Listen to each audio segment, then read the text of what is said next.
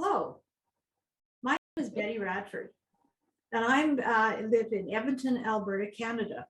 Today, I have the opportunity to talk to Lisa, who is going to be the Canadian conductor at the International Handbell Symposium in Nashville, USA. Hi, Betty. Hello, Lisa. How are you this afternoon? I'm really good. How are you? I'm doing well, thank you, and good to see you. You too. Lisa, can you tell me a little bit about your music background and your experiences in music? I would love to. So from a very early age, I always knew that I would like to be a music teacher. So after high school, I went to a very musical high school. And after high school, I went to a university that had a great music program. And I received a Bachelor of Music in Education. And then I went to Teachers College and got an education degree. And then spent many years in the school systems, in elementary, in secondary. I was the head of a department, I was a consultant for the board, and I spent many years teaching music. So my primary instrument is voice. So I spent a lot of time conducting choirs and large ensembles and little kids and big kids and even adult choirs, lots of teachers' choirs and things. Then I got married, and eventually I started my family. And when I had my children, sort of a bit of a surprise to me, I was a very career-oriented woman. I decided after my first child was born that I didn't really feel like I could go back to that sort of full-time teaching. I tend to throw myself into everything that I do with a lot of energy, and I just didn't feel like I could split that energy. And then I ended up having baby number 2. My babies are now 21 and 19. And so I actually left the teaching profession, the school teaching profession, and decided to stay home with the kids. But what that did, sort of unbeknownst to me at the time, was open up my schedule for a whole lot of other experiences, which ended up including handbells. So, since then I have taught privately. I have sung in musicals. I have musical directed musicals. I've conducted countless groups. And so it allowed me that flexibility to be at home with the kids, but also to do a lot of musical things. So I think in the long run, it was the right decision. Well, good for you. Yes. And I see that you've come into handbells after your family had come along. What was it about handbells that caught your attention, and what intrigued you about handbells? Yeah, and it's how I got into handbells is actually an interesting story. We had in my church that I was a member of, or have been a member of for, I don't know, 25, 30 years. We had new ministers coming in, and it's a husband and wife team. They're still our ministers to this day. And it was their very first Sunday. It was right after Christmas. It was like, I don't know, the 5th of January or something like that. Anyways, first Sunday in January. And I arrived at church ready to sing in the choir and found an ambulance outside the church. And it turns out that our musical director at the time, who was running the handbell ensemble, as well as playing the organ and conducting the choir, had a bit of an accident and had broken his hip. So we were all in a bit of a tizzy because, big Sunday, because our ministers were starting. And so I sort of jumped in. I don't play the organ, but I do play the piano. So, I sort of jumped in and tried to help out with the anthem and stuff like that.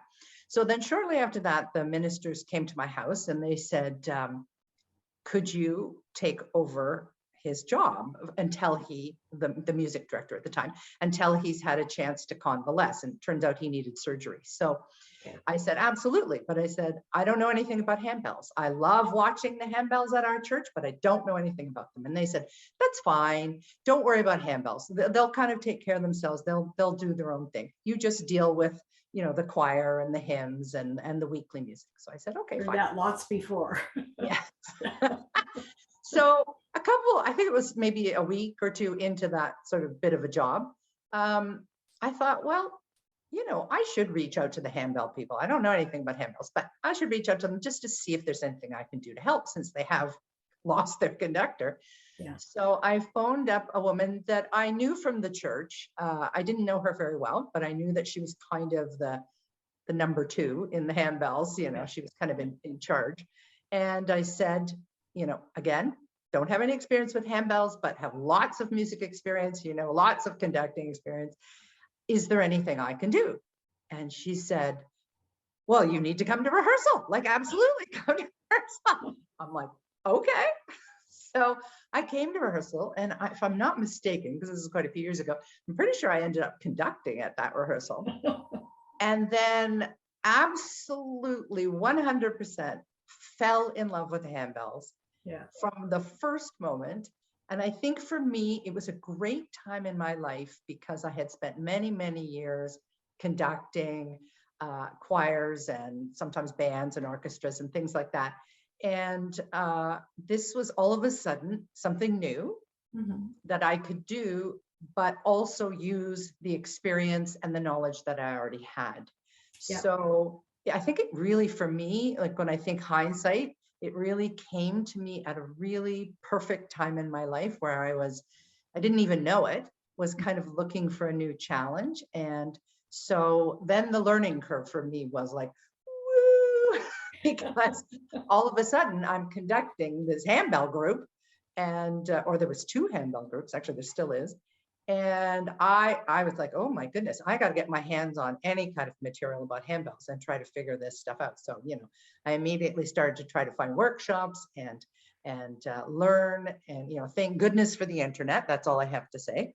Yeah. And, talk to the handbell ringers. And I spent, there was definitely times where they would ask me something and I would say, I don't know, but I'll find it. I'll find that out for you and we'll work on it together. So they taught me a ton, which was great. And then I just learned and learned and learned, and I haven't stopped learning since then. I've just thrown myself into handbells, and I don't know. I just love it so much, and I love the people. I mean, yeah, they're all great people, really. Exactly. That's what I found too, that the handbell community they're a very warm, welcoming group. They are. Well, the woman that I contacted that time about the handbell, she's one of my closest friends now. So yeah. I've gained friendships and experiences that have been so memorable. So I'm very fortunate. I mean, it was unfortunate for that music director, but he did totally recover. And when he came back, he did take over the handbells for a while. And then when he left the church, shortly after that, they split the position so that I could take over the handbells full time, and they could hire a music director to deal with everything else. So that was a good choice on their part. Thanks. It certainly worked out well for me. Yeah, that's good. So now you have a whole new adventure going to Nashville with Mosaic. How are you going to present this piece to the people there, to the ringers? Wonderful piece that Betty Radford wrote. You have to give credit where credit's due. Okay, thank you. The thing about Mosaic that I love is that it is a medley or amalgamation of 5 folk songs. Of course, I'm telling you this because you know this, you wrote it, but for the people who are watching this interview.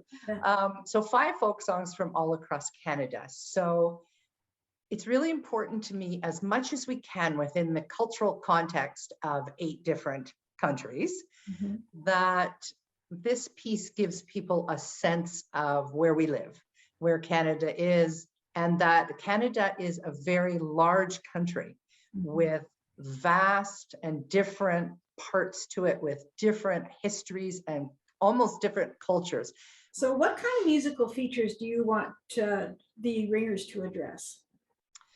So again, because this is based on 5 songs that have lyrics, and you have graciously put the lyrics at the back of the music so people can see the lyrics, I think we really, as ringers, we're going to need to really keep in mind that these melodies were originally meant to be sung, and that their words were meant to convey a message. And so through our ringing, we're going to have to play as if we were singing, which is a great challenge, I think, for us in the ringing world. But also you have so many wonderful stop techniques in this piece, right? You've got martellatos and thumb damps and mallets and all sorts of really amazing stopped techniques that add so much flavor to the piece, and really want to concentrate on making those super accurate and super clean. Yes, and that'll be a challenge with a large group. That is for sure. I But think I'm we're going sure to spend. it'll come through very, very well. What do you want the ringers to take home from the symposium when they reflect on their experience there, particularly with the Canadian music? That's a great question. Hmm.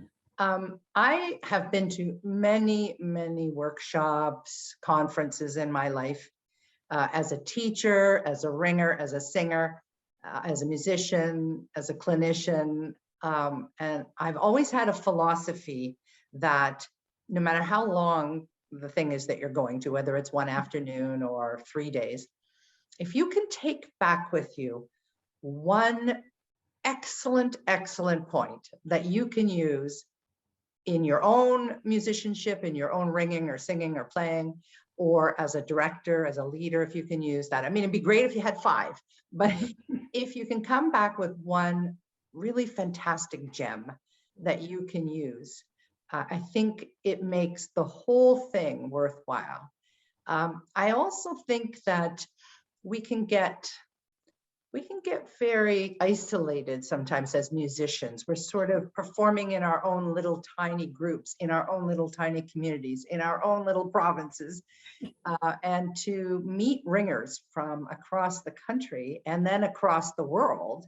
And so I hope that the ringers will take the opportunity not just to concentrate on their own ringing, which is important, but to assimilate and watch and learn from other groups. Oh, that's so good. Yeah. Good for you. Okay. And how do you want to feel at the end of this project in Nashville? Yeah, I'm probably going to feel pretty tired. Yeah. But for me personally, I'm going to have the pleasure of being on, the podium with all these ringers, which is just an amazing idea. And so I'm going to learn from that experience. I've conducted groups of 200, 300, but at IHS there was 700. So that's a whole different ballgame. Yeah, a little different. Yeah. And it's a different type of conducting too. Yes. It's a different approach to your conducting. So I really, we'll really be giving that a lot of thought. But for me, there are 8 other conductors for me. Yes. So master conductors that I can watch and maybe even get their ear and be able to discuss things with them and ask them questions about what they did, which I might not be able to do if I was a participant, but because I'm a conductor, I'll have a little bit more access maybe. Yeah. And really, really learn from these people. And so my philosophy is still the same. If I can learn one really great thing, maybe even from each conductor, and take it home with me, and then be a better musician, be a better ringer, because I also ring in some groups myself, but be better for the groups that I direct in Ontario. So I'm looking forward to that. And again, making connections with people from around the world and learning about cultures that I know nothing about. I mean, I've never been fortunate enough to go out east, so I don't know very much about those cultures. So I'm really, really looking forward to it. Well, I think it'll be a wonderful experience for all those that are there, and I'm sure it will be for you and for me as well. So looking forward to that. Thank you so much, Lisa, for taking the time to spend with me this afternoon and telling me a little bit about what you're looking forward to in Nashville, and all the great things and all the musical things that will be happening. Thank you so much. Have a wonderful, wonderful day. Thank you very much, Betty. I'm looking forward to conducting your wonderful composition. And I am too.